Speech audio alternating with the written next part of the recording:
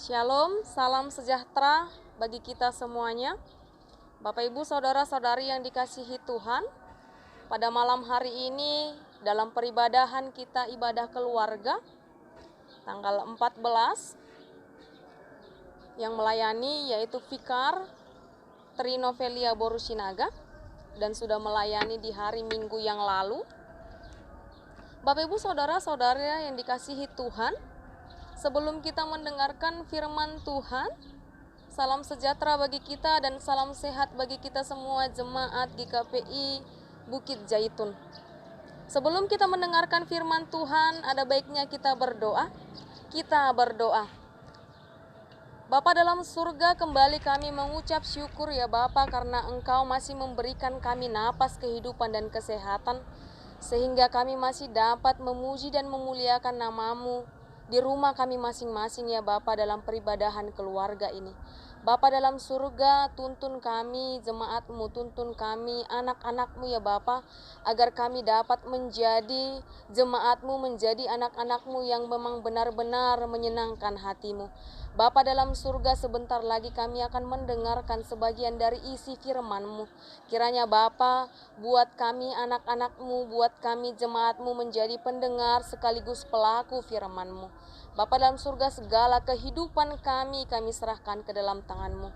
Terpujilah Engkau Bapa, demi anak-Mu Tuhan Yesus Kristus kami berdoa dan mengucap syukur. Amin.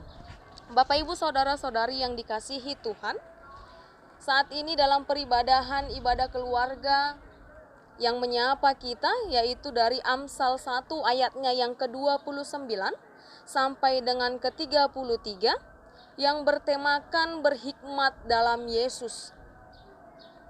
Firman Tuhan yang menyapa kita di malam hari ini, berhikmat di dalam Yesus, bertujuan untuk melakukan atau untuk menyampaikan kepada kita jemaatnya, kepada kita anaknya, bagaimana sebenarnya kita sebagai umat Kristen, bagaimana sebenarnya kita jemaat Tuhan hidup di dalam Yesus, berhikmat di dalam Yesus. Marilah kita baca dari Amsal 1 ayatnya yang ke-29 sampai dengan 33. Kami bacakan dari sini dan ayat ke-33, mari kita bersama-sama membacakannya. Beginilah firman Tuhan. Oleh karena mereka benci kepada pengetahuan dan tidak memilih takut akan Tuhan, tidak mau menerima nasihatku, tetapi menolak segala teguranku, maka mereka akan memakan buah perbuatan mereka dan menjadi kenyang oleh rencana mereka. Sebab orang yang tak berpengalaman akan dibunuh oleh keengganannya, dan orang yang bebal akan dibinasakan oleh kelalaiannya. Tetapi siapa mendengarkan aku, ia akan tinggal dengan aman, terlindung daripada kedahsyatan malapetaka. Demikian firman Tuhan. Bapak Ibu saudara-saudari yang dikasihi Tuhan, Amsal 1 ayatnya yang ke-29 sampai dengan 33 mengatakan kepada kita yaitu berhikmat di dalam Yesus. Apa sebenarnya ungkapan yang sampai dan yang menyapa kita di malam hari ini? Hikmat dilukiskan sebagai suatu yang aktif dari kepala manusia. Hikmat dilukiskan sebagai suatu yang aktif kepada manusia supaya aman dan terlindung dari malapetaka. Itu tadi dari Amsal 1 ayatnya yang ke-33. Hikmat juga menjadikan manusia bisa hidup bijaksana. Di sini dikatakan manusia harus hidup dengan bijaksana. Bapak Ibu saudara-saudari yang dikasihi Tuhan, untuk mampu menerima hikmat, seseorang harus bersedia mendengarkan. Baik itu mendengarkan nasihat, baik itu mendengarkan teguran, baik itu mendengarkan pengetahuan maupun hikmat itu sendiri. Jadi Bapak Ibu Saudara-saudari yang dikasihi Tuhan, Amsal 1 ayatnya yang ke-29 sampai 33 mengajarkan kita agar mampu berhikmat, agar mampu mendengarkan nasihat, agar mampu mendengarkan teguran, agar mampu mengetahui pengetahuan. Itu adalah hikmat itu sendiri. Bapak Ibu Saudara-saudari yang dikasihi Tuhan, tadi di ayat yang ke-29 dikatakan, oleh karena mereka benci kepada pengetahuan dan tidak memilih takut akan Tuhan. Berarti kita yang tidak memilih takut akan Tuhan tidak menginginkan hidup atau tinggal dengan keamanan. Bapak Ibu Saudara-saudari yang dikasihi Tuhan, tinggal aman berarti kita berlanjut hidup di dalam Tuhan, tinggal bersama Tuhan. Ini merujuk kita tinggal bersama Yesus. Itu sebabnya ada syair lagu yang mengatakan dari Kidung Jemaat, atau ini kita sudah sering menyanyikan, sering mendengar di mana saja, yaitu Kidung Jemaat nomor yang 300 ayat 388 yang mengatakan selamat di tangan Yesus. Itu artinya orang yang diselamatkan oleh Yesus, ia memiliki keselamatan bagi hidupnya. Bapak Ibu Saudara-saudari yang dikasihi Tuhan, syair lagu Kidung Jemaat nomor 388 ini bukan secara kebetulan ia menciptakan syair ini, tetapi karena ada pengalaman hidup bagi dia. 388 ini yang mengatakan selamat di tangan Yesus, yaitu kita harus hidup berhikmat di dalam Yesus. Bapak Ibu Saudara-saudari yang dikasihi Tuhan, yang menciptakan atau yang membuat syair ini yaitu Fanny J. Ia memiliki satu masalah dalam kehidupannya, yaitu yang mengalami kebutaan. Tetapi dalam kebutaannya dia tidak berputus asa. Ia mencari nasihat, ia mencari teguran orang-orang yang benar, ia mencari pengetahuan, sehingga dari kebutuhannya dia tidak ketinggalan. Dia bisa berhikmat di dalam Yesus. Ia tetap setia walaupun dia memiliki kebutuhan dalam kehidupannya. Jadi Bapak Ibu Saudara-saudari yang dikasihi Tuhan, ketika seseorang diselamatkan, ia digambarkan sebagai anak Kristus. Ia hidup di dalam Kristus. Sama seperti yang dikatakan Roma 8 ayatnya yang kedua, ayatnya yang pertama. Roma 8 ayatnya yang pertama, yaitu demikianlah sekarang tidak ada penghukuman bagi mereka yang ada di dalam Kristus Yesus. Tidak ada penghukuman. Di sini dikatakan hidup oleh Roh Kudus. Saat ini kita diajarkan oleh Amsal 1 ini berhikmat di dalam Yesus. Dan kita pada Roma 8 ayat 1 kita dikatakan tidak akan mendapatkan hukuman lagi. Dan dalam 2 Korintus 5 ayatnya yang ke-17 dikatakan, jadi siapa yang ada di dalam Kristus, ia adalah ciptaan baru.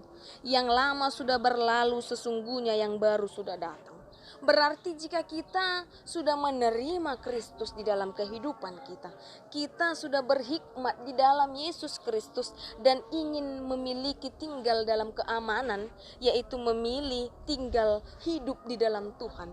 Kita adalah anak-anak yang baru. Kita adalah anak-anak atau jemaat yang baru. Bapak Ibu Saudara-saudari yang dikasihi Tuhan, jadi tinggal di dalam Tuhan bukan satu tingkatan khusus dari kekristenan, bukan.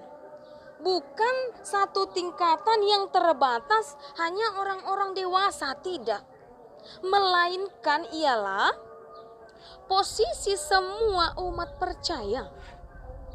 Umat percaya itu adalah orang yang mengetahui hidupnya berhikmat di dalam Yesus. Hidup dan kehidupannya diserahkan ke dalam Yesus. Jadi Bapak Ibu Saudara-saudari yang dikasihi Tuhan, perbedaan antara mereka yang tinggal di dalam Tuhan dan yang tidak tinggal di dalam Tuhan, itu adalah orang yang selamat dan orang yang tidak selamat. Bapak Ibu Saudara-saudari yang dikasihi Tuhan, berhikmat di dalam Yesus dikatakan Amsal 1 ayatnya yang ke-29 sampai dengan 33 adalah ungkapan tinggal di dalam Tuhan. Adalah ungkapan tinggal di dalam Kristen. Sebagai umat Kristen, sebagai orang percaya, menggambarkan sebuah hubungan yang dekat, menggambarkan sebuah hubungan yang intim, bukan sekedar mengenal secara luar saja, mengenal hanya selintas saja. Tidak, Bapak Ibu Saudara. Inilah yang dikatakan berhikmat dalam Yesus. Kita harus benar-benar tinggal di dalam Tuhan. Kita harus benar-benar tinggal dan mencerminkan bagaimana sebenarnya orang Kristen. Bukan hanya mengenal, hanya gambaran saja. Bapak Ibu Saudara-saudara yang dikasihi Tuhan Yesus Kristus, jika kita bertanya bagaimana cara kita untuk berhikmat dalam Yesus, ada beberapa poin yang kami sampaikan, yaitu berhikmat di dalam Yesus. Poin yang pertama adalah kehidupan Kristen seharusnya mengenal dengan benar-benar siapa Tuhan yang dipercayainya. Mencari Dia dengan sungguh-sungguh melalui firman Tuhan. Dan membangun hubungan yang intim dengan Tuhan. Inilah tadi yang dikatakan, jangan mengenal sekedar hanya mengenal saja, luar saja. Tetapi kita harus membangun hubungan yang intim dengan Tuhan.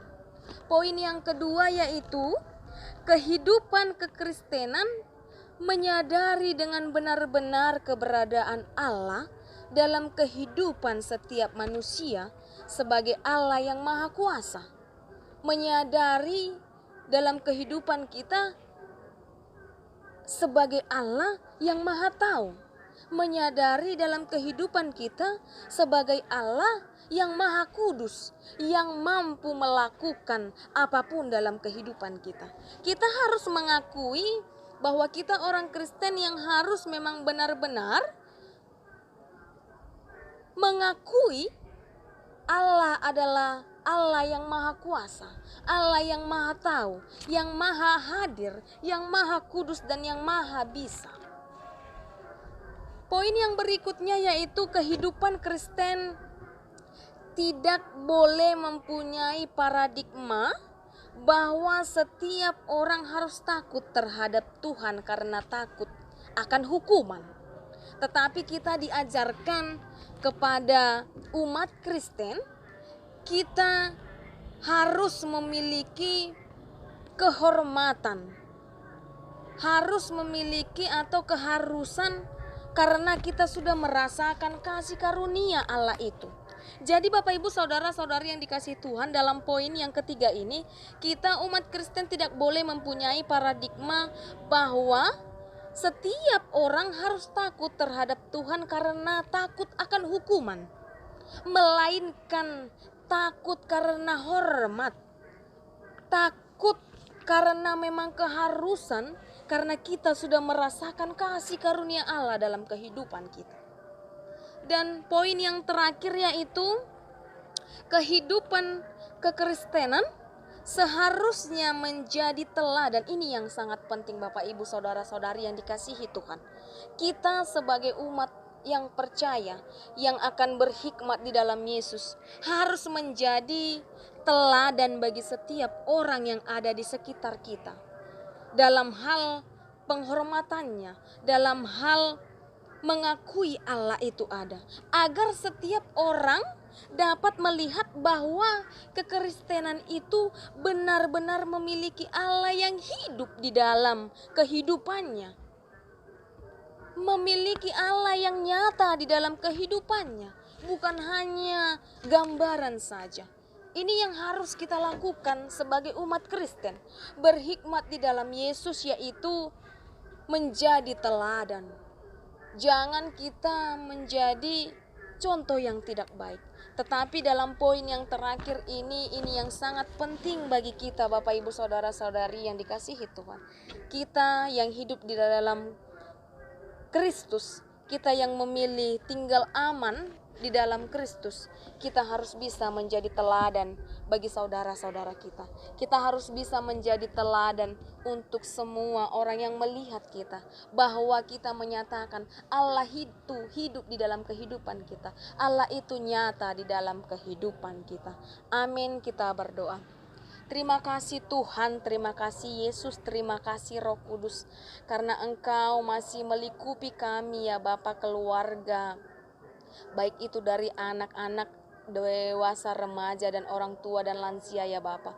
Karena kami masih dapat saat ini beribadah di rumah kami masing-masing ya Bapa, peribadahan keluarga ini. Kami sangat bersyukur ya Bapa, masih dapat memuliakan nama-Mu, dan kami masih dapat ya Bapa menerima berkat-Mu. Bapa dalam surga, kiranya Bapa saat ini kami bisa hidup aman, kami bisa hidup berhikmat di dalam Yesus, agar kami benar-benar bisa menjadi teladan bagi saudara-saudara kami, agar kami bisa menjadi gambaran bagi saudara-saudara kami yang melihat, dan kami juga menyatakan Allah itu nyata dalam kehidupan kami.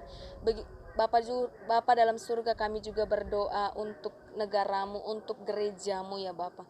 Kiranya Bapa lingkupi dengan tangan pengasihan-Mu, lingkupi dengan kasih sukacita yang Engkau berikan kepada kami, agar kami tidak lenyah ya Bapa dan meninggalkan Engkau, agar kami tetap teguh dalam iman kepercayaan kami.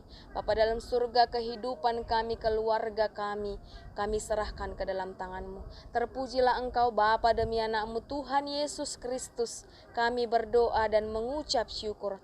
Amin.